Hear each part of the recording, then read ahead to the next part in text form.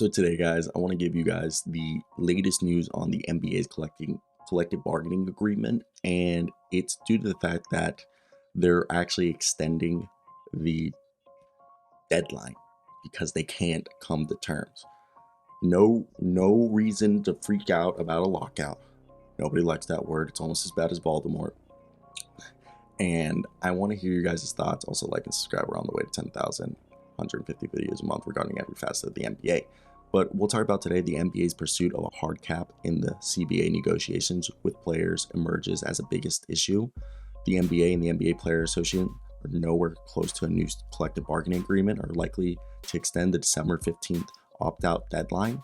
And the NBA has yet to review any team sales to sovereign wealth funds. So we'll talk about the first thing, and that is the NBA is increasingly determined to pursue an upper spending limit. In other words, this has been a number one issue with recent collective bargaining agreements with the negotiations, and the both sides, NBA and the NBA Player Associations, are nowhere near a deal. They're going to extend this probably for another 6 months or a year from the December 15th deadline to find a better deal. The league does not appear to be using the upper spending limit, which is effectively a hard cap, as a negotiation tactic in order to gain concessions in other areas. There is a belief that this new system is needed for competitive balance. There will be a lockout before there's a hard cap. One source on the players told Marc Stein about this in October. And it's interesting to see this due to the fact that the reason why this room is coming out as an extension is supposed to be announced soon in order to extend the amount of time to negotiate a new agreement without an imminent threat of next season being locked out. With franchise valuations, revenues, and player salaries continuing to increase, there's an immense monetary incentive for both sides to avoid a work stoppage. Sources tell Marc Stein that the league's increasing, pursuit of trying to get this deal done is good. But the NBA has also recently approved a rule change that allows sovereign wealth funds to buy stakes in teams. An arm of a foreign government can now buy into an NBA team. Harvard could use their endowment to buy a portion of an NBA team, which is not yet permitted in any other major league.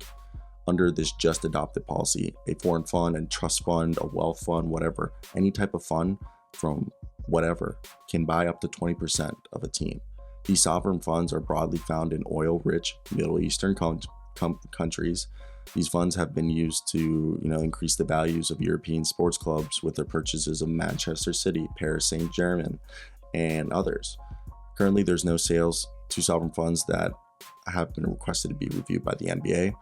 However, with the CBA and franchise valuations kind of being coincided and them soaring, there are a few individual buyers who can afford such price points, and this is all stuff that needs to be factored in the next CBA and why it's points of contention.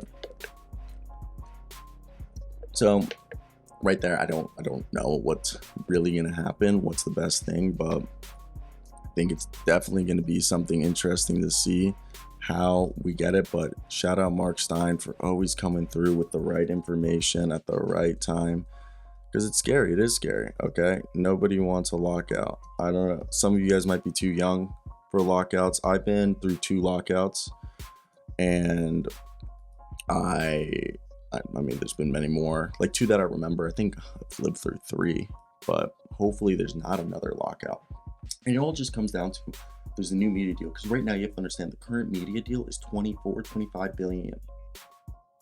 Guess what the new deal is expected to be? At least 75 billion. And then there's also talks of the NHL and MLS, and I think NHL, NBA, and MLB teaming up, those 3 leagues, the MLB, NHL, and NBA, to buy out all the regional sport networks, so there's no more blackouts. So the deal could go up to 100 billion for the new media deal. It's expected to be 7.5 billion a year, but there is a chance that it goes up to 100, which would be 10 billion a year, because it's their 10-year deals. So, and the CBA is usually every 10 years, and it usually expires the year before the new media deal. So Let's see what happens.